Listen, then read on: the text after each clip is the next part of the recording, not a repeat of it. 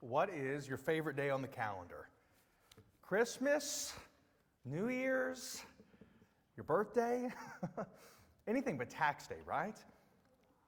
If your answer to that question, by the way, is the end of daylight savings time, I don't trust you, okay? I don't know anyone who likes it getting dark at 5 p.m., okay? So that would be my last answer on that list. Let me ask you maybe a more personal question, though, about this. If a stranger were to look at your calendar, what would they say that you're living for? People say that if you really want to know what a person cares about, what they value, you look at two things: their calendar and their checkbook. Right? Where does their time go? Where does their money go?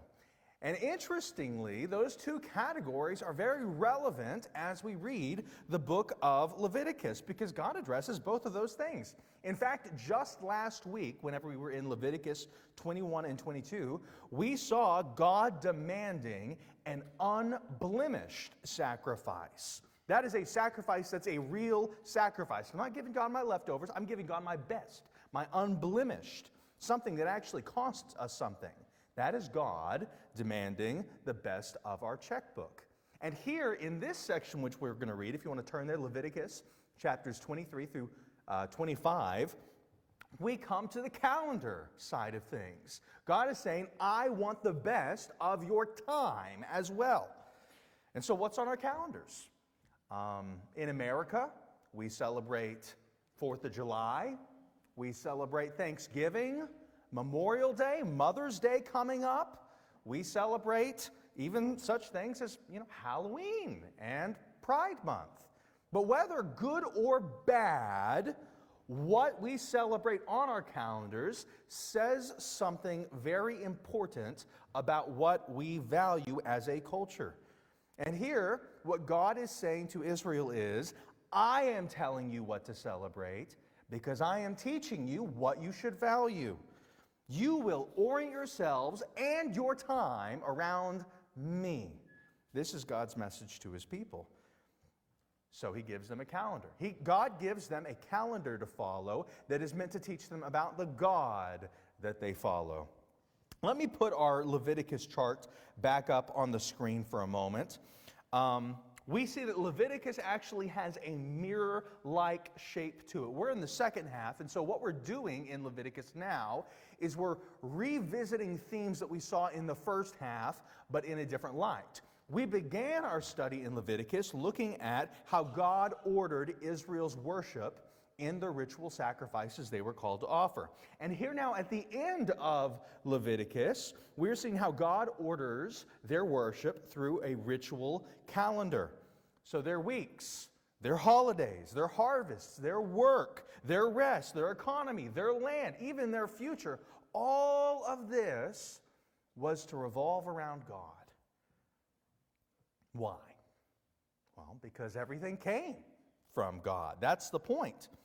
And although Leviticus, we might put ourselves, give ourselves some distance between us and the people that Leviticus was written to. And yes, there's a lot of differences between us and early Israel wandering in the wilderness who would have originally received this. However, let me just say, Leviticus was written for us too. And I believe that the principles within Leviticus are highly, highly relevant for us just as much as it was for them. Perhaps it's applied differently, but it's just as relevant today. Because God does not want just a religious moment from you here and there. The truth is, even today, God wants the whole rhythm of your life. And so as Christians, we're not supposed to just continue following the Levitical calendar. That's not the application for us. But we are expected to continue organizing our lives around our relationship to God. And so, as we enter into this section of the book, in order that we might properly understand this and obey this as Christians, there are going to be three things we look at as we read, okay? You ready?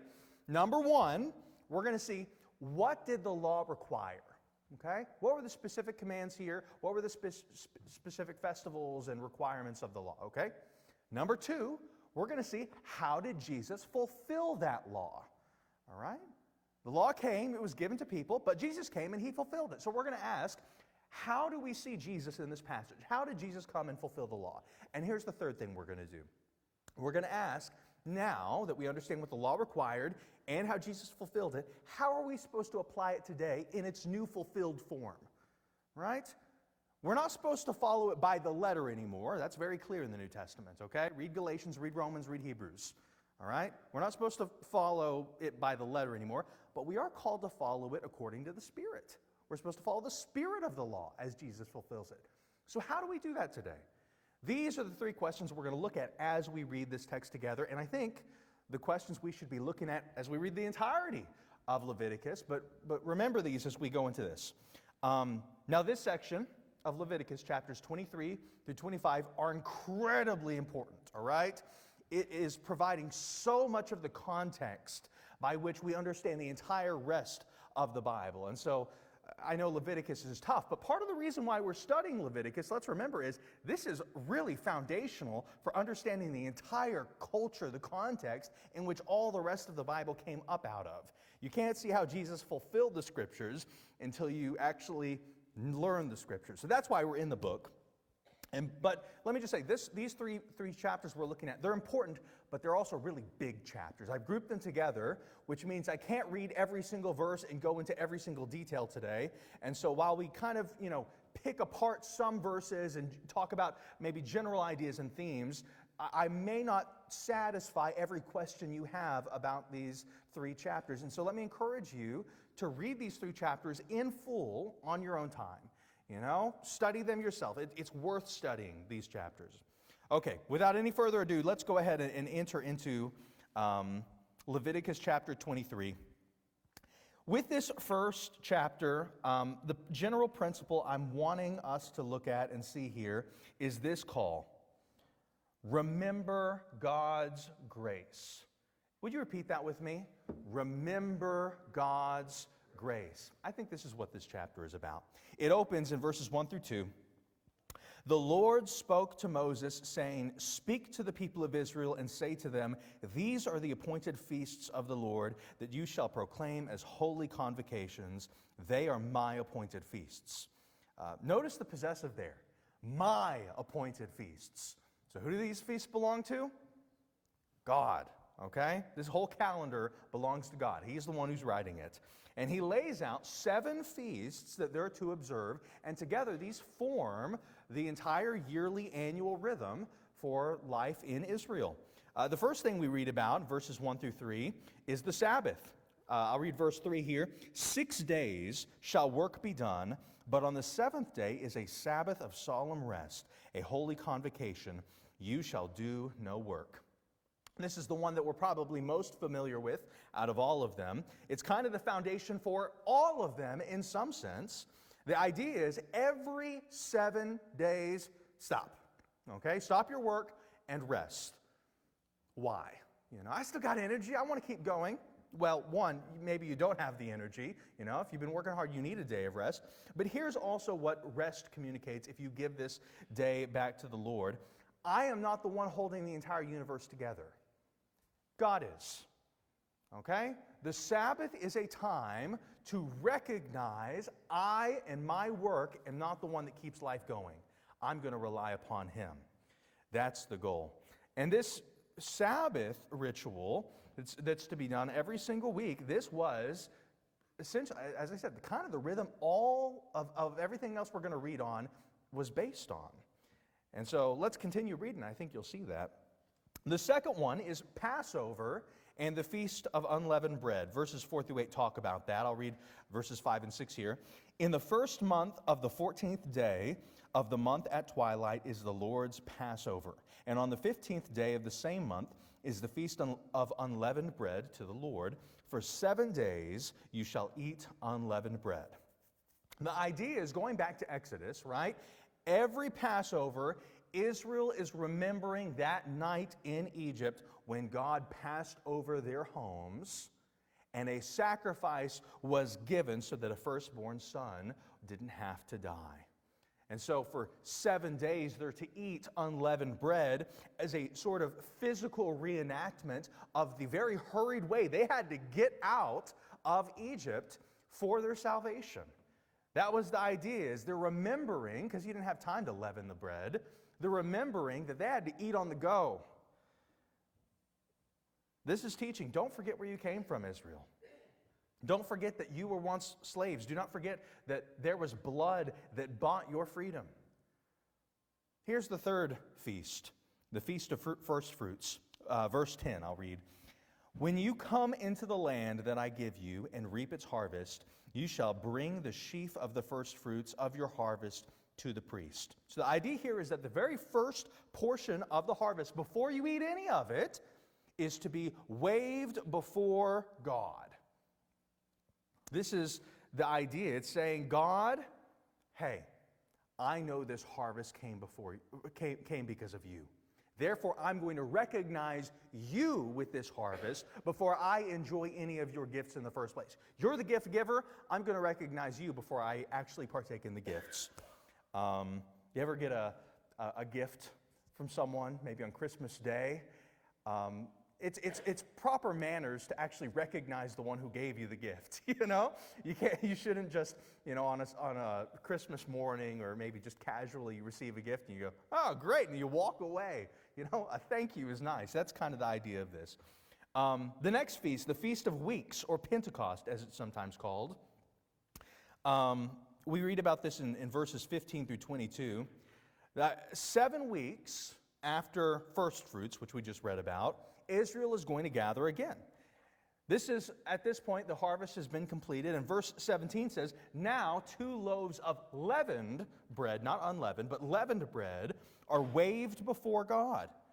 This is striking, because leavened bread, it's a sign of completion, right? It's the sign of a finished work. It's the close of the harvest season. Therefore, the idea is God, He gave us the seed. Okay, He sustained us through the work. He blessed us with the harvest. And now we're going to crown the whole season by lifting the fruit of it back to Him. The next feast, the Feast of Trumpets, in verses 23 through 25, I'll read 24. In the 7th month of the first day of the month, you shall observe a day of solemn rest, a memorial proclaimed with blast of trumpets, a holy convocation. The idea here is that people are going to wake up, they're going to gather. If they're working, they're going to come out of the field, and they're going to prepare. They're going to wait upon the Lord. They're going to rest in Him. Well, what are they preparing for? We'll keep looking. Let's look at the next feast on the calendar. Number 6, the Day of Atonement. Verses 27 through 28 read this. On the 10th day of this 7th month is the Day of the Atonement. It shall be for you a time of holy convocation, and you shall afflict yourselves. You shall not do any work on that very day, for it is a day of atonement, to make atonement for you before the Lord your God. This is the holiest day on Israel's calendar. We already talked about this actually quite at length before, whenever we looked at chapters 16 and 17. It's the center of the whole book of Leviticus. It's a very big deal. And essentially what happens on this day is a priest enters into the Holy of Holies. It's the only time of the year where they're allowed to do that. One goat is slaughtered as a atoning sacrifice. Another, the scapegoat, is sent out into the wilderness along with people's sin. And the people, in response to this, they fast before the Lord. They humble themselves.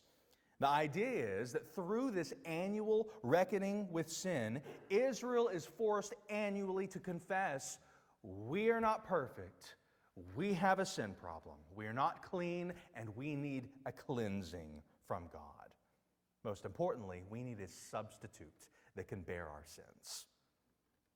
Here's the 7th feast, the Feast of Booths, sometimes called the Feast of Tabernacles. Verses 42 through 43, I'll read.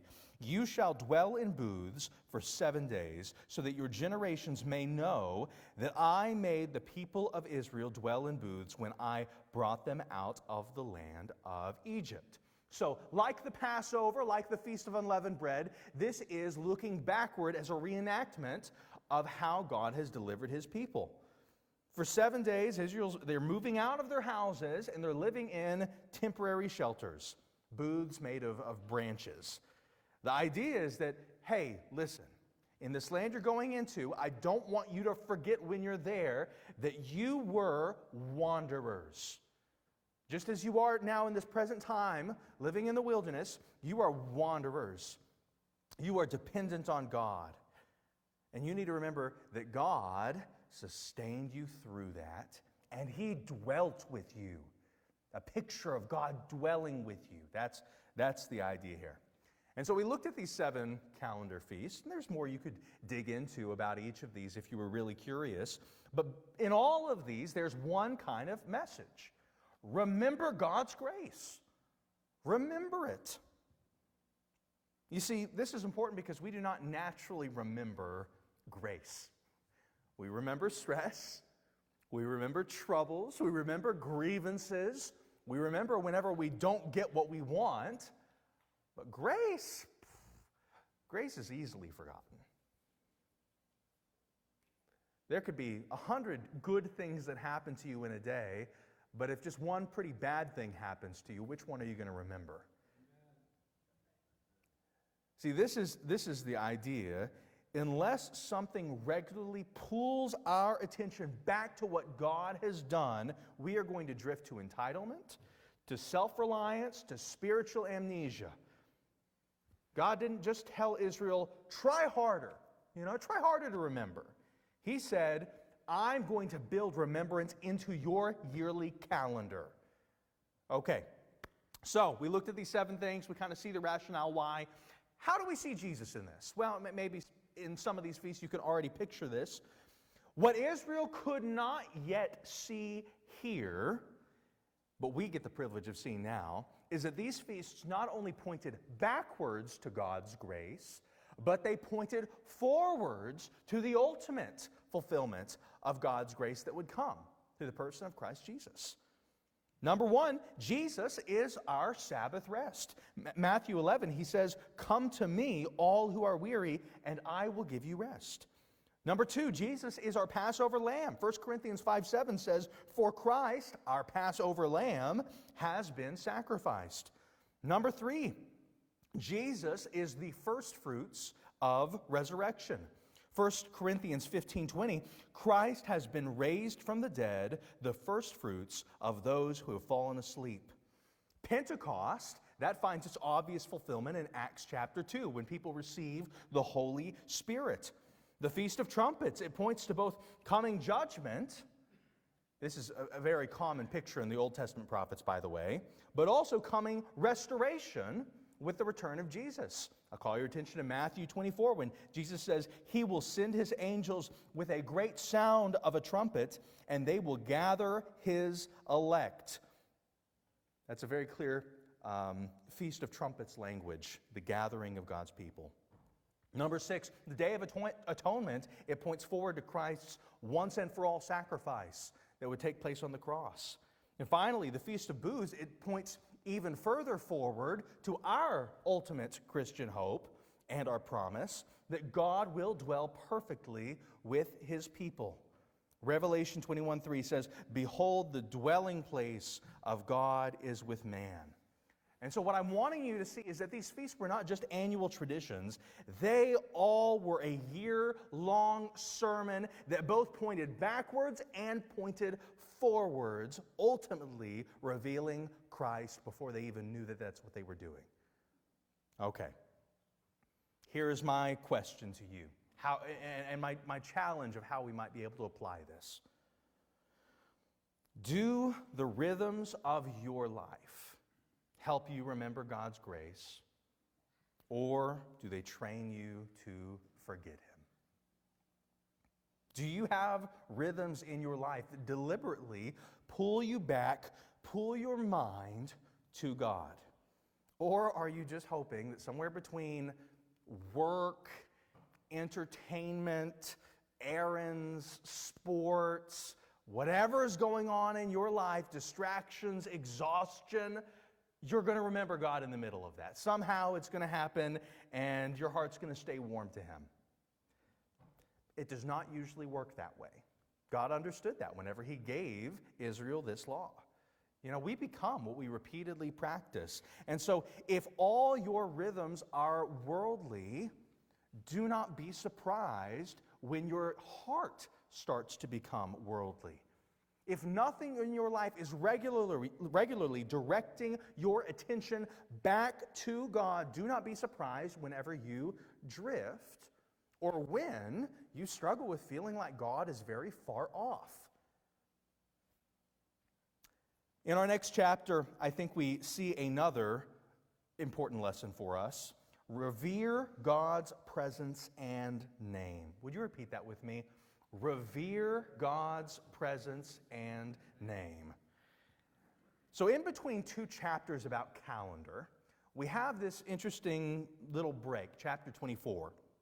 And it doesn't exactly fit neatly into this structure we have. It's about lamps, it's about bread, it's about a man being stoned for blasphemy. And so what purpose does this particular chapter have in this location of Leviticus? Well, I think it shows us what kind of heart we need to have underneath the spiritual rhythms that God is guiding His people toward. Because what good is a holy calendar if God's presence and God's name are not treated as holy in that calendar, right? That's the point that we have to see. God must be revered, okay? It's not just enough to have a holy calendar. You've got to worship the holy God in that calendar. In verses 1 through 9, we see the lamp and the bread, and these teach us to revere God's presence. Read with me 2 and 3. Command the people of Israel to bring you pure beaten olive oil for the light, that a lamp may be kept burning regularly. Aaron shall set it up on the tent of meeting outside the veil of the testimony, to burn from evening to morning before the Lord regularly. Jump ahead to verse 5. You shall take fine flour and bake 12 loaves from it, and you shall set them in 2 piles, 6 in a pile, on the table of pure gold before the Lord. So, every morning and every evening, the priests were commanded to keep the tabernacle's lamp, the light of that lamp, burning. And also every Sabbath, they were called to replace the tabernacle's bread. Here's what I want you to see. The light of the lamp, the bread of the tabernacle, both of these are pictures of presence. The renewing of our presence with God. The lamp here, it says, God does not want His fellowship with His people to grow dim. Right? In the same way that you might leave the light on your porch to let people know that you're home and they are welcome, God does not want the light going out in His tabernacle. He wants people to know His presence is perpetual in this place. In the same way, the bread says God does not want His fellowship with His people to grow stale. You would not want to serve someone stale bread, right? That's the idea. Is God wants continual, renewed, fresh fellowship with His people. And the lesson is, your fellowship with God, it is not only built on the calendared religious activity, it is built on your heart within that activity. You can have a very well-ordered religious calendar, okay? But if you do not revere the God that calendar is meant to reveal, what is the point? This is the teaching here. Your fellowship with Him can grow dim and stale if you are not careful. Just because you keep the feasts, just because you follow God's laws, does not mean your heart is close to God. Look at the history of Israel. That is a people whose fellowship with God continually grew dim and it grew stale. Here's the second movement of chapter 24. We read this in verses 10 through 23. The story of the blasphemer. This is an interesting story, but it teaches us to revere God's name. So in this story, a man, he's the son of an Israelite and an Egyptian, he gets into a fight in the camp, and in the middle of it, verse 11 says, he blasphemed the name and cursed. A clear rejection or cursing of God. And you might have a question, because since this man is not a full Israelite, Should he be held to the same standard of judgment and punishment according to the law as it relates to blasphemy? Well, to answer that, the passage, very cleverly, it lists comparable laws that should be enforced equally across the board. Right? It teaches what fair and equal justice looks like for things like murder, things like injury. The principle used here, it was a known principle. It's not even original to the Bible, but the principle is eye for an eye. All right? This is not a command for maximum cruelty. Okay, we have to understand what this means. This was a limit on vengeance. Jesus, he interprets this passage very clearly later. It was not even literally enforced, right? It was typically financially enforced. But this was a figure of speech in order to say, you cannot take any more than what was taken from you, right? Your vengeance cannot surpass the injury you have received. Therefore, this was kind of a principle for equality. At this time, in this place in the world, often was the case is those with power were the ones that determined how much justice would be dealt out, okay? If you had a lot of means, a person who kicked you in your shin, they could be put to death, all right? But someone who murdered your entire family, if they were in power, well, tough luck. This was a principle for equality, okay? Meant to be enforced across the board. Here, God is very clear. Verse 22, you shall have the same rule for the sojourner, for the native, for I am the Lord your God. Doesn't matter who you are, how rich, how wealthy you are, how poor you are, whether you're a sojourner, whether you're a native. Everyone has the same rule. Therefore, the verdict in verse 16 is, any blasphemer shall be, according to the law, be put to death. That's maybe a little uneasy for some of us, but perhaps we don't realize how serious of a sin this is. I mean, we can think of murderers and rapists that maybe, I don't know if everyone would feel this way, but there's a sense of justice in us that we would think, well, those people should be put to death for their sins. They're evil. They're wicked. Such was the case under the law, as described here. So therefore, the severe penalty regarding blasphemy is meant to teach us something very seriousness about how big of a deal cursing God's name is. It is on the same level as murder, and it applies to everybody. That's something we have to sit in, and if it creates a tension in us, we need to wrestle with that tension, because God's name is not to be disrespected. And by the way, I think cursing God's name means more than just saying, oh my God, okay? And so that's not what we're talking about whenever we say this. This is a specific repudiation of God using his name in the wrong way. Well, how do we see Jesus in this chapter, okay? Well, very clearly, as we talked about, the lamp and the bread, they teach us to revere God's presence. But what did Jesus declare of himself? Did he not claim that he is the light of the world? Did he not claim to be the bread of life? The story of the blasphemer, it teaches us to revere God's name. And Jesus, he himself declares to be the one bearing God's name. He uses the divine name of God for himself, Yahweh. He says, before Abraham was, I am. I am. That's what the word Yahweh is. Okay, and so he is declaring that of himself. And this was such a big deal in John chapter 8 that, funnily enough, by this very law that we read, people picked up stones to hurl at Jesus for committing blasphemy. Here's the irony. The people, especially the religious leaders who killed Jesus, they were the most scrupulous calendar keepers of all Israel.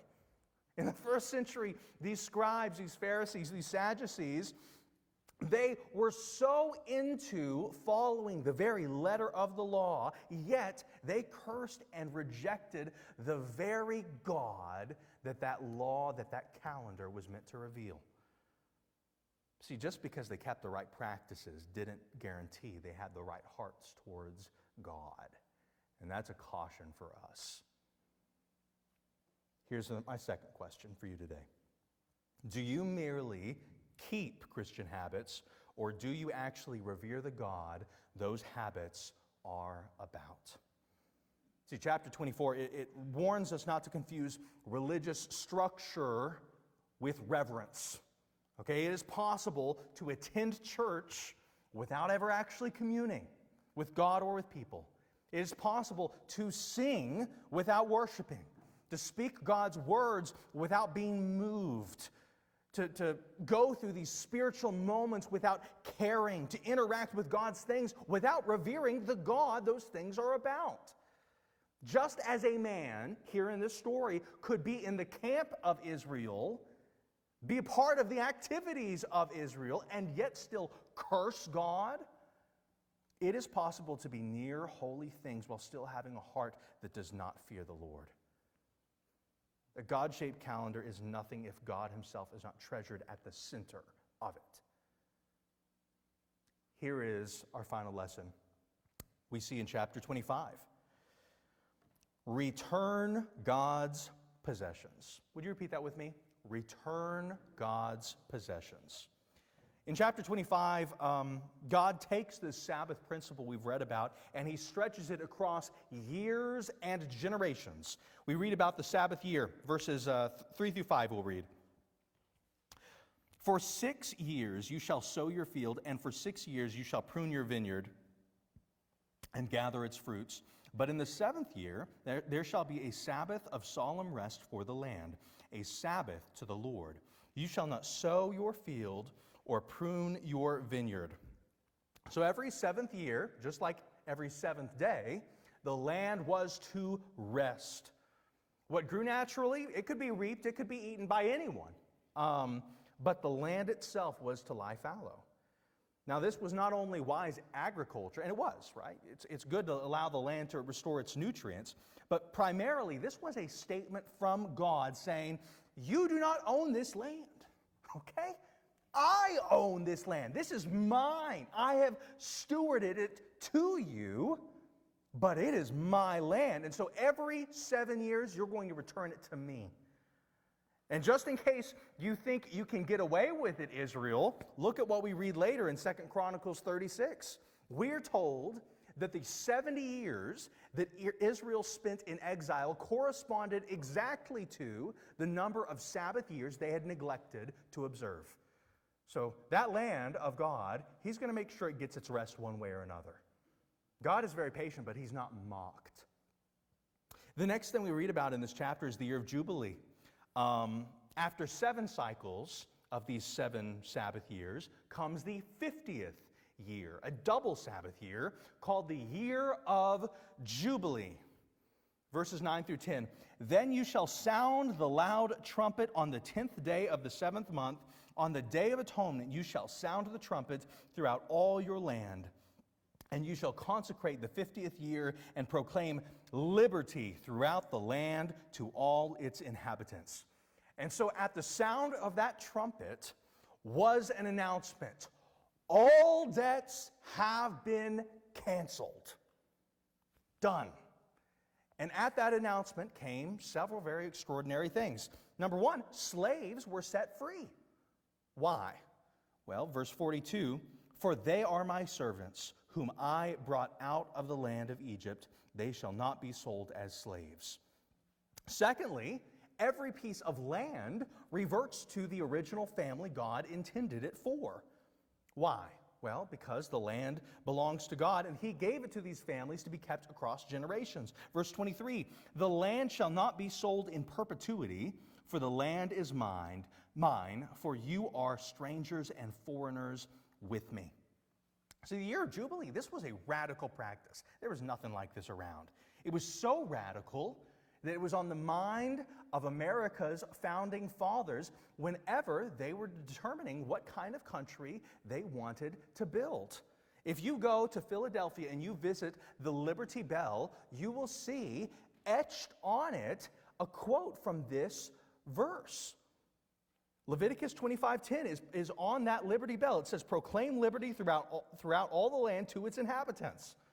And so even outside of Israel, people have recognized that there is something so beautiful and powerful in the freedom that's envisioned in this chapter. And the lesson being taught here is one that's very important for us even today. Okay? Even if we don't practice the year of Jubilee, we need to recognize this. God owns everything. God owns everything. You are just his managers. God owns everything. You are just his managers. So you can manage God's possessions as long as he gives them to you, but they will always return back to God. And because God is a good owner, we can trust in, we see in this text, he will restore what is lost, and he will give it back to those he desires. If people in Israel ever came into times of trouble, and they had to sell themselves or sell their property into the family of another, they could have hope. They had this promise from God that eventually he would restore them on this day. No man would go without freedom forever. No family would go without land forever. There would never be a permanent underclass in Israel. Instead, through this event, the entire economic, cultural system was to revolve around God's ownership of everything. That's a very different way than we think about ownership in our country. Everything belongs to God. We're going to give it back to him according to his timeline, and there are specific ways we're called to steward it in this time. Therefore, we read about some of those. You see, you couldn't sell land permanently here. All you were selling whenever you were selling land was a number of harvests until the next Jubilee. Verse 16, if the years are many, then you shall increase the price, and if the years are few, you shall reduce the price, for it is the number of crops that he is selling to you. Meaning, the market itself, whenever you were selling your land, was calibrated around God owning the land. Beyond the year of Jubilee, you can also find a kind of personal Jubilee or redemption that's talked about here in this chapter through the role of someone called the kinsman redeemer. This is maybe a role that you're very familiar with because we just looked at the book of Ruth, and it was based around this entire principle of kinsman redeemer. We'll talk about that in a second. The idea is if a man fell into poverty and had to sell either himself or his land into servitude, a close relative could at any time redeem him. He could make a payment that would restore him and restore his land. So the year of Jubilee, that was kind of the outer limit. But at any point, a willing kinsman would be able to redeem a person or a family. See, in the story of Ruth, we read about Boaz stepping in as the kinsman redeemer, restoring Naomi's land, and also, with taking Ruth as his wife, restoring their family line. This was a beautiful story we looked at this last Christmas. So how do we see Jesus in this chapter? Well, Jesus, he is the ultimate kinsman redeemer.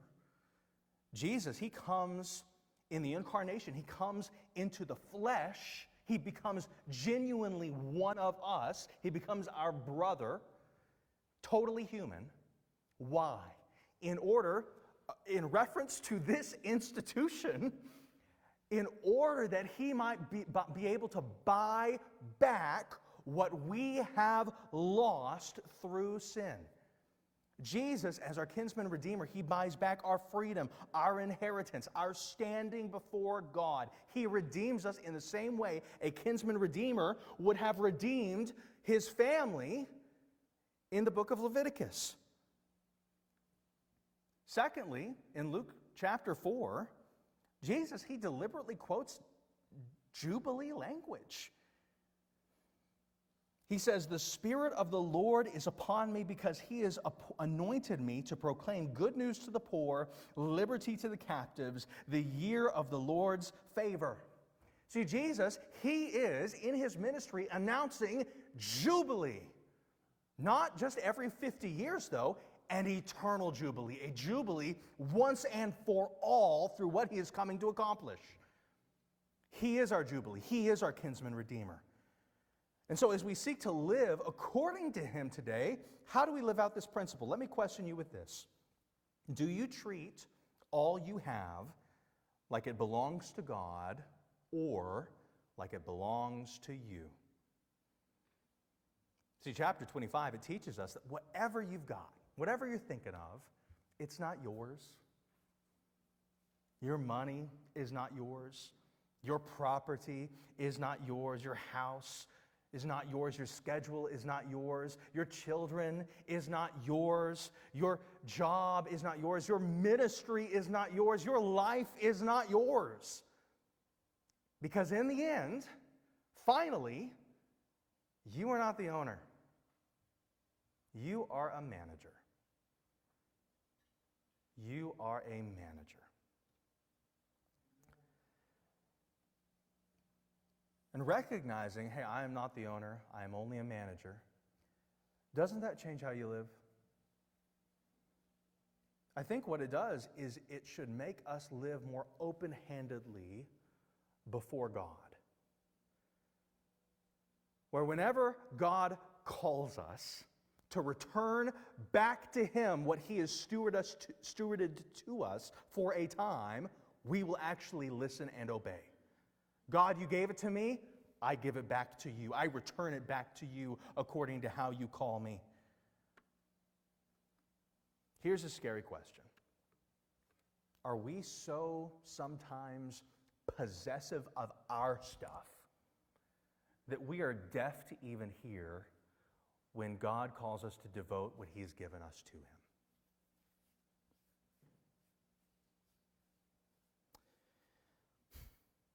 Allow me to challenge you today.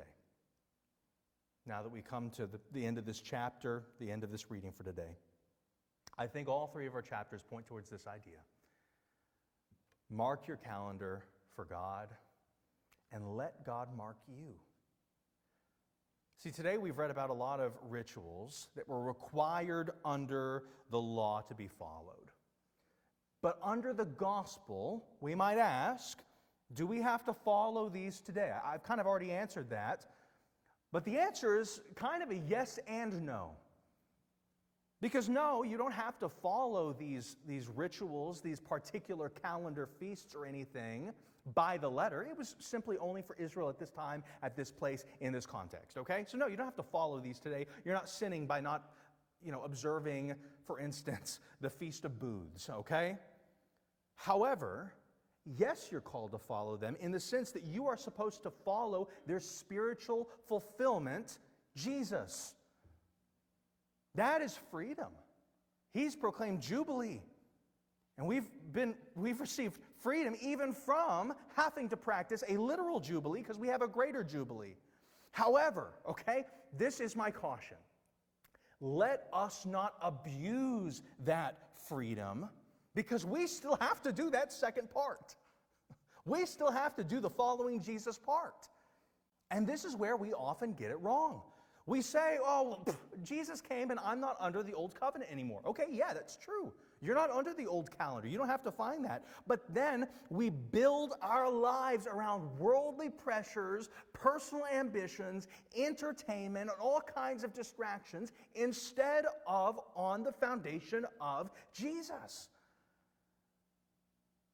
It is like a teenager who just got released from having a curfew because now he's trusted to be responsible and hopefully he's learned the lesson of it, but then he immediately goes out that very next night and stays up till 4 a.m. making very irresponsible decisions. We've been given freedom, okay? We don't have the curfew anymore, but we're being trusted to understand what the lesson we were given was always supposed to lead us to, a kind of behavior in that freedom. Just because God doesn't require these particular rituals anymore does not mean He doesn't require you to live out the principle behind them. See, God, He still wants more than just your occasional attention. He wants the whole rhythm of your life. So let me encourage you, do not just fit Jesus into your schedule. Build your life upon Him. Everybody orders their life around something. Okay? The question is not whether your life has a center. It does. The question is whether that center is Jesus. So, how do we respond today? How do you build your life around Jesus? What does this even look like? Well, I think our text today is actually very instructive for this point. Some of you today, in reflection of this text, need to remember God's grace. You have allowed God and his things to grow strangely unfamiliar to you. Perhaps you are saved, but you are spiritually forgetful. So you're busy, you're distracted, you're focused on other things. Perhaps you've become numb to the things of God. And what you need is not just some vague attempt, oh, I'll do better. What you need is in a deliberate way to build intentional times, intentional reminders of God's grace in your life. What are the rhythms in your life, and how do they glorify God? How do they bring you closer to him and not further away from him? How can you make Jesus the center of how you organize your lifestyle? Some of you today need to revere God's presence and name. So your calendar may be marked, but you are not. You have maintained Christian habits. You have lived according to Christian principles, but yet God is not weighty to you. Whenever you engage in the ways you do in the Christian life, you have learned to be around God, but have not yet learned to have a fear of the Lord. And today you need to repent. You need to repent of your casualness before God and truly revere him with all the respect and honor he is due. Some of you today, you need to return God's possessions. You are gripping your life like an owner instead of stewarding your life like a manager. Your time, your money, your plans, your future, you are gripping all these things so tightly that you are not allowing God to use any of it for generosity, for his kingdom, for his plans. And right now, what God is calling you to do is simply open up.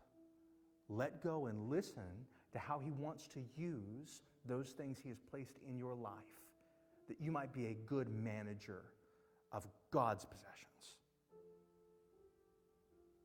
And finally, I'll add this last one. Some of you need to simply receive God's Son. The ultimate solution here is not you just become a more religiously calendared believer. The ultimate solution here is that you would receive Jesus. You cannot live your life according to Jesus unless you have actually received him. Without him, we must remember, what are we? We are slaves to sin and death. We are without hope. Picture yourself as a slave in ancient Israel, looking forward to the day that Jubilee would come. Whenever that trumpet sounds, you hear the announcement, my chains are gone, I have been set free, because I belong to God. In our spiritual state today, this has already happened. That trumpet has sounded. Jesus, he has proclaimed, as I read just moments before, he has proclaimed an eternal jubilee, an eternal freedom from slavery to sin and death. The question is, will we believe in that trumpet? Will we hear it and respond to it? Will we gather and rejoice? See, the reason some of us still live as if we're slaves to sin and death is not because we have to, it's because we don't believe the trumpet. Today, perhaps you need to believe the trumpet. Whichever of these applies to you, however God is pressing upon your heart that you ought to respond today. Let me encourage you just to take some time to bow your head before him in prayer, in pleading, asking that he would reveal to you how he is calling you to reorient your life around him. In this time, mark your calendar, yes, but let God mark you. Take this time in prayer now.